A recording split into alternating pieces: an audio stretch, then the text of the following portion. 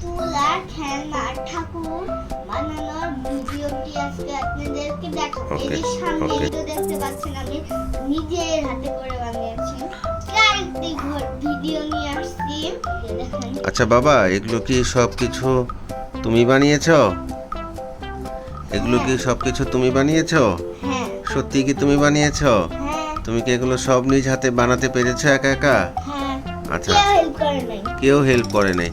তোমাকে কি এগুলো কেউ শিখিয়েছে? না। আচ্ছা, তুমি এগুলো কিভাবে শিখলে? কোনো ভিডিও দেখে নাকি কারো হেল্প? ছোটবেলার থেকেই শিখেছি। আচ্ছা, ছোটবেলা থেকে তুমি একা একা এগুলো, এই যে তুমি এখানে সুন্দর একটি পুতুল বানিয়েছো আমাদের দেবী মা কালী, তারপরে আরেকটা মা কালী বানিয়েছো, ওকে দেবী এবং অসুর দুর্গা, ওকে দুর্গা বানিয়েছো। যাই হোক, এখানে সুন্দর একটি ফুল বানিয়েছো, খুব ডিজাইন করে, খুব চমৎকার করে একটি হাঁস বানিয়েছো। এবং আজকে তুমি এই প্রজেক্টটা কমপ্লিট করেছো, এই যে গাছ এবং বিশ্বকর্মা ঠাকুর, এবং নিচে সুন্দর দেখেন গাছের সাথে কম্বিনেশন, ঘাসের সাথে একদম ক্লে দিয়ে সুন্দরভাবে একটা প্রজেক্ট বানিয়েছে। এবং একটা আইসক্রিম দেখেন, এই যে আইসক্রিমটার যে কামড় দিলে যে যে জিনিসটা আসে, ঠিক এরকমভাবে একদম সেম টু সেম। এবং একটা আনারস এবং একটি, বাবা এই জিনিসটার নাম, ও আচ্ছা আচ্ছা, আনারস না কাঁঠাল, ওকে। এই জিনিসটার নাম কি? এই জিনিসটার নাম স্কুড গেম। ওকে, আমি তো জানি না স্কুড গেম আসলে বিষয়টা কি। এই যে স্কুড গেম বানিয়েছে, স্কুড গেম। যদি আচ্ছা আচ্ছা, যদিও আরেকটা বানিয়েছিল, ও আরেকটা ভেঙে গিয়েছে।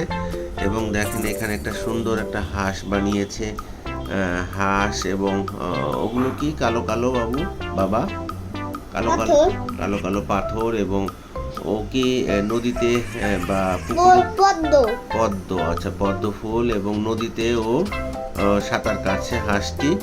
আচ্ছা, এখানে একটি সুন্দর একটি ফুল। আচ্ছা, এখানে একটি দেখতে পাচ্ছি দেবী, আমাদের যে দেবী পার্বতী আছে, সেই দেবী পার্বতীকে স্বয়ং বাবা ভোলানাথ এবং পার্বতীকে বানিয়েছে, খুব সুন্দর একটা পুতুল বানিয়েছে।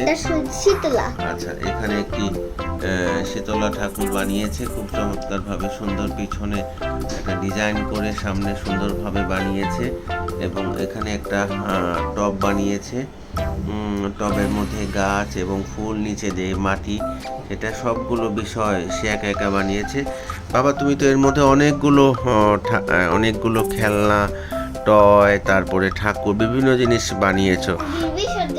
আচ্ছা, আবার বিসর্জনও দিয়ে দিয়েছে। বিসর্জন ব্যাপারটা হলো, যখন অরিঞ্জয় কোনো একটা খেলনা যখন বানানোর পর সে খেলে, এবং আমাদের যেহেতু আমরা সনাতনী ধর্ম অনুযায়ী সে ছোটোবেলা থেকেই খুবই ভগবানকে ভালোবাসে, ভগবানকে শ্রদ্ধা করে, ভগবানের প্রতি অগাধ বিশ্বাস, ভালোবাসা।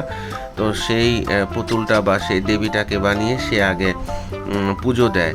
এবং আরেকটা ভিডিওতে আপনাদেরকে অরিঞ্জয়ের যে দেবদেবীগুলো আছে এবং যে ঠাকুরগুলো আছে সেগুলো দেখাবো। তো ও কি করে, আচ্ছা বিসর্জনের ভিডিও দেখাবো। তো আচ্ছা, শুক্রবারে বিসর্জন। এই দেখেন আমার ছেলে কিন্তু বলছে শুক্রবারে বিসর্জন। তো এগুলো বানানোর পর ও আগে এগুলো নিয়ে খেলে, পুজো দেয়, তারপর এটাকে বিসর্জন দেয়। এরকম বাবা, তুমি ওই পর্যন্ত কতগুলো মোটামুটি ঠাকুর বানিয়েছো এই পর্যন্ত? এতগুলো। আচ্ছা, এতগুলো ঠাকুর। বাবা, তোমার কি এগুলো বানাতে ভালো লাগে? আচ্ছা বাবা, তুমি মোটামুটি প্রত্যেক দিন কতক্ষণ সময় এই ক্লে নিয়ে খেলা করো? 1 ঘন্টা। আর কতক্ষণ সময় তুমি টেলিভিশন দেখো? টেলিভিশন দেখা 1 ঘন্টা। যদি 1 ঘন্টা না, 1 ঘন্টার বেশি, ওগুলো সম্পর্কে ও জানে। এবং ছোটবেলা থেকে সবসময় ওকে আমি ক্লে প্রতি এক ধরনের আকর্ষণ, এক ধরনের ভালো লাগা, এক ধরনের ভালোবাসা যাতে এটার প্রতি তৈরি হয়, যাতে করে ওর মেধা সুন্দর বিকাশ হয়, এবং যাতে করে হাতের এবং যাতে করে সে নিজেই এই সৃজনশীলতা ভাবনাগুলোকে সে তার সৃজনশীল কাজের মাধ্যমে যাতে প্রকাশ করতে পারে, সেজন্য তাকে আমি মোটামুটি 10 দিন পর পর, বাবা আমি তোমাকে ক্লে কিনে দেই না? 10 দিন পর পরই আমি আমার ছেলেকে যে ক্লের যে সেটগুলো থাকে সেগুলো তাকে আমি কিনে দেই এবং সেটা দিয়ে সে তার মনের ইচ্ছা মতো, আমরা কখনোই তাকে টপিক চুজ করে দেই না, সে তার নিজের ইচ্ছা মতো নিজের ভাবনা থেকে নিজের মনের ভিতর থেকে যেটা আসে সেটা দিয়েই ও আসলে এগুলো বানায়। তবে আসলে আমি ছোটোবেলা থেকে যখনই দেখেছি যে আসলে ও আগে ছোটোবেলা থেকে মাটি নিয়ে খেলতো, মাটি আমি গ্রামের বাড়ি থেকে মাটি নিয়ে আসতাম, যখন দেখতাম যে মাটি নিয়ে অনেক কিছু বানায় বা বানানোর এক ধরনের সৃজনশীলতা আমি যখন লক্ষ্য করেছি, তখন থেকে আমি ওকে ক্লে কিনে দিই এবং ক্লের প্রতি ওর এক ধরনের ভালো লাগা ভালোবাসা তৈরি হবার কারণেই আজকে ও এই যে ছোট ছোট কিছু সৃজনশীল ভাবনা থেকে এগুলো তৈরি করতে পেরেছে এবং আশা করি পরবর্তীতে যত ওর বয়স বাড়বে তত ওর হাতের কাজ, নিখুঁত ডিজাইন এবং আরও অনেক বিষয় সম্পর্কে আরও বেশি সচেতন হবে।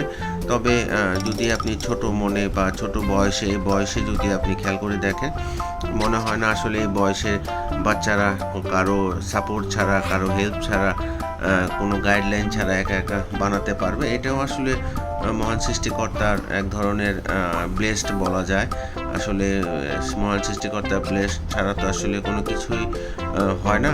তো আসলে যেহেতু মহান সৃষ্টিকর্তার ব্লেসড তার উপরে আছে, সেহেতু আমি মনে করি সে ধীরে ধীরে এগুলো নিয়ে আরও পরবর্তীতে অনেক ভালো কিছু করবে, এতটুকু দৃঢ় বিশ্বাস আমার এবং অরিঞ্জয়ের, যেহেতু এটার প্রতি ওর এক ধরনের ভালো লাগা ভালোবাসা তৈরি হয়েছে।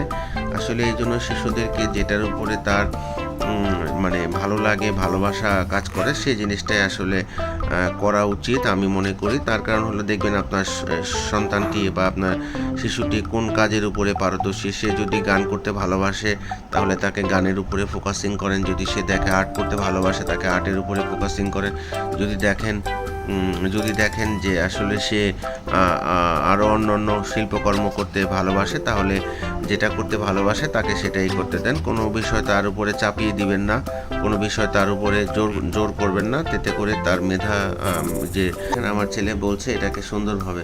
বাবা তুমি কি এটা সম্পর্কে একটু বলবা যে আসলে এই জিনিসটা বানাতে তোমার কতক্ষণ সময় লেগেছে?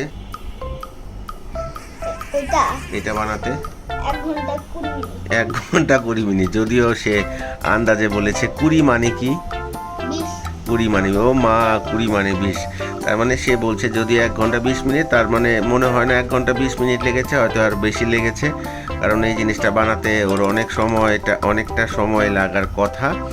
তারপরও দেখা যাক, আসলে যেহেতু সে বলেছে 1 ঘন্টা 20 মিনিট, তার মানে আমি ধরেই নিচ্ছি 1 ঘন্টা 20 মিনিট। ওকে, তো ঠিক আছে, ভালো থাকবেন। বাবা তুমি কি তোমার মানে চ্যানেলের উদ্দেশ্যে বা কিছু বলতে চাও? কিছু বলতে চাও তুমি? আপনারা ভালো থাকবেন, সুস্থ থাকবেন, আর আমার ভিডিওটাকে লাইক আর চ্যালেঞ্জ করে দিবেন। লাইক করে দিবে, ফলো করে দিবে, সাবস্ক্রাইব করে দিবে, তাই তো? ওকে, ঠিক আছে, ভালো থাকবেন সবাই, অসংখ্য ধন্যবাদ।